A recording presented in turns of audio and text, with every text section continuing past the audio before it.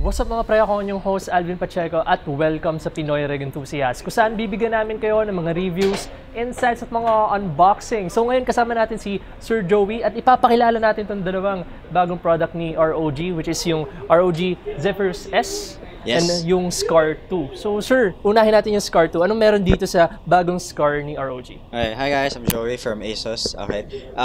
So this is the 17-inch version of the Scar 2. Ito yung nakita natin ng Computex, di ba? Meron tayong 15-inch. So napaka-compact niya. But actually, kung makikita nyo to, first look nyo sa my video, akala nyo normal na 15.6-inch. But no, 17.3 inches siya in full. It looks like a 15.6-inch kasi tinrim down namin yung bezels. So it's a 17.3 inch with nano edge, super narrow bezels, 144 Hz, 3 ms. Tapos ito na din yung may RGB light bar natin. Yes. Pero wala nang battery kaya nag-off na siya. Okay. So dito naman sa Zephyrus. There, we got it back on. Alright. Yan.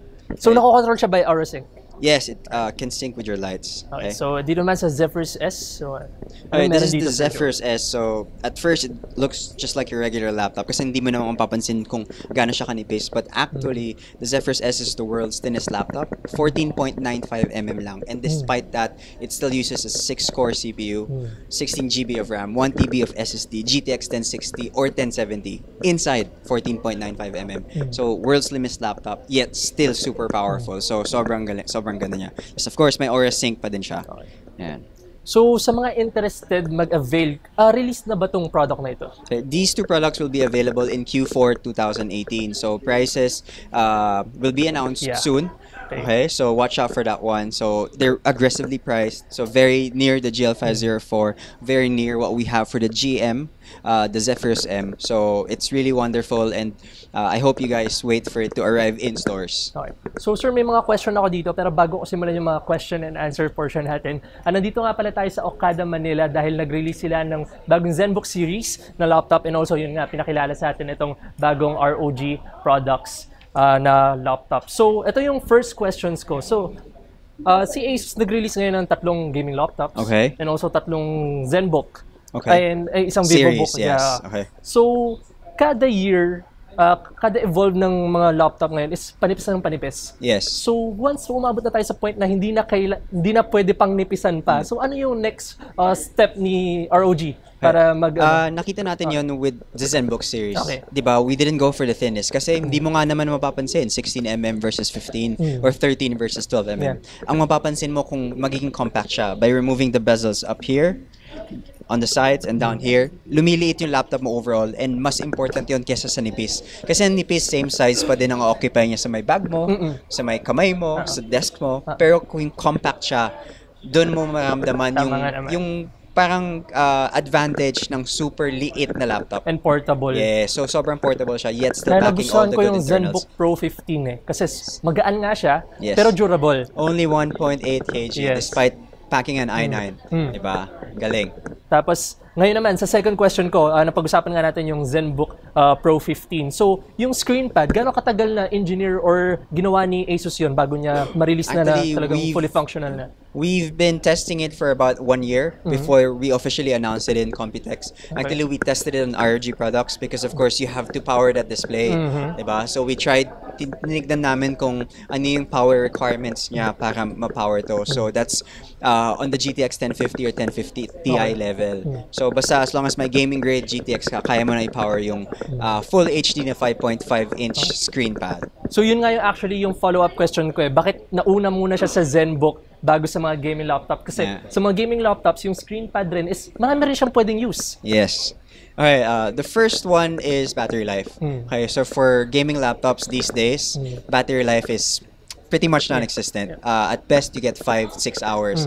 Putting a screen pad there, which is a second screen, also sucks in battery, especially from the GPU. Okay. So that one would further degrade your battery life to about 3 hours. Tapos mag-share ka ng resource between CPU, GPU pa, tapos screen pad mo pa. Yes, so we wanted to optimize the screen pad muna bago namin siya dalhin sa mas power-hungry pa na devices. Okay. Pero kasi the ZenBook Pro 15, you can last up to 10 hours kahit may screen pad siya. Kasi malaki yung battery niya, tapos power efficient yung mga bagong chips na Intel. Okay. So, ayun nga, mas parang tinest nyo muna siya sa ZenBook. Yes. So, maaasahan ba namin na in the future generation siguro ng mga bagong ROG laptops, meron na rin siguro screen pad? As of now, I don't have a definite answer. Okay. Hindi ko din alam kung matutuloy na ilagay siya sa ROG eventually. Maybe if we find much more functional use. Kasi right now, even if, for example, we enable it on laptops, official tournaments won't allow it because it'll be considered as an accessory. Diba? So you have your macros and all your other shortcuts that are not allowed in official tournaments. So that one is counted as an accessory. You know? So right now, hindi pa siya yung priority namin kasi yung user experience on the laptop, the keyboard and the mouse itself is yung priority pa namin. But we're looking forward to what more we can do given that maybe we've reached the peak of yung thinness. So how to make it more compact or more functional, ayun na yung next step. So we're excited for 2019 series of ROGs. So abangan natin yan, guys. So medyo malihis muna tayo onte kasi nakikinig ako kanina doon sa presentation nyo nila Sir George. So nabanggit nyo yung PRECOG. Okay. So pwede ba ako magtanong about PRECOG? Yeah, sure. No problem. So pinapower yung PRECOG ng Intel Movidius. Yes. So di ko narinig kung anong GPU ang niraran niya kasi of course alam naman natin dalawang display. Medyo may toll yun kapag sa GPU or sa video card. So mako-consider niyo ba yung RTX, Titan or Quadro? Anong magiging GPU? Something as slim as that. Hindi mo siya pwedeng lagyan ng gaming grade GTX. So you'd have to go with something like a combo. We've seen Intel partnering with Vega Graphics, diba? In such thin devices, we've seen it from other brands, diba? 13mm pero Vega Graphics, it's GTX 1050 or 1050 Ti level in a 13mm laptop. So that's something that we can expect. But putting a discrete GPU siguro is not the current priority. Paano kung external? We are looking at the possibility of Thunderbolt 3, but then we still have to overcome the heat management problems for coming up with such a thin device. But of course, if we made it a little bit thicker, parang nawawala yung use na dual screen portable laptop. So it really has to be thin. Diba? So what we really need to do is overcome the difficulties. But since most of the productivity apps are CPU intensive rather than GPU intensive, our priority is really the best Intel chip available and with AI. So yun yung about sa PRECOG natin, guys. So stay tuned kasi next year may i-announce kayong something about PRECOG. Yes, maybe in CES in January, maybe in Computex in June Computex, 2019. Guys, we will be there sana. Hopefully. Maybe in 3 months, maybe in 9 months, we'll see. Okay. So guys, next question naman natin is yung ASUS yun nga kanina, merong 50% worldwide shares and 55% sa Philippines. So malaki na yung reach ni ASUS dito sa Philippines and also worldwide. So ano yung next plan nyo para mas maparami pa yon yung share nyo, and also may mga events ba kayo or mga kailangan abangan ng mga gamers? Yes. Okay, so if you can see here, we have a 53% market share in the Philippines. To put that in perspective, sa bawat 2 tao na pumapasok sa store, isa doon ASUS ang bibilin. Diba? So napakagaling po ng na-achieve namin na yun. Napakalaki po niya. So, in terms of events, we are joining ESGS. We will be present this October 26 to 28 in ESGS. We will be showcasing some new products there as well. Okay, so I can't reveal that. Okay. But yeah, pretty exciting products coming in ESGS. And of course, to further increase our market share, we've also introduced products like the X560UD. It's the cheapest laptop available with the GTX 1050. 39,995 GTX 1050. Nakita ko nga yun. Yeah, so nothing else comes close as of the moment. Parang kaya ng budget ko. Okay. So, yun nga, nabanggit mo, ESGS. So, actually, yun rin yung follow-up question ko. So, bukod sa mga bagong products na hindi mo pa pwedeng sabihin, so ano pa yung mga pwedeng asahan ng mga gusto kong umattend ng ESGS para sa mga ASUS products na... Of course, our influencers and our endorsers will be there. So, be sure to catch them there.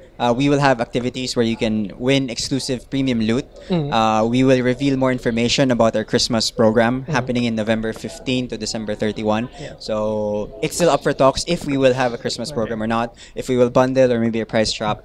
But we'll reveal some details sa ESGS. So lots of exciting news happening in October 26 to 28 about what's coming sa ROG sa November, December, and January. Okay, so last question. Bukod sa ESGS, may iba pa kayong event or kailangan naming subaybayan?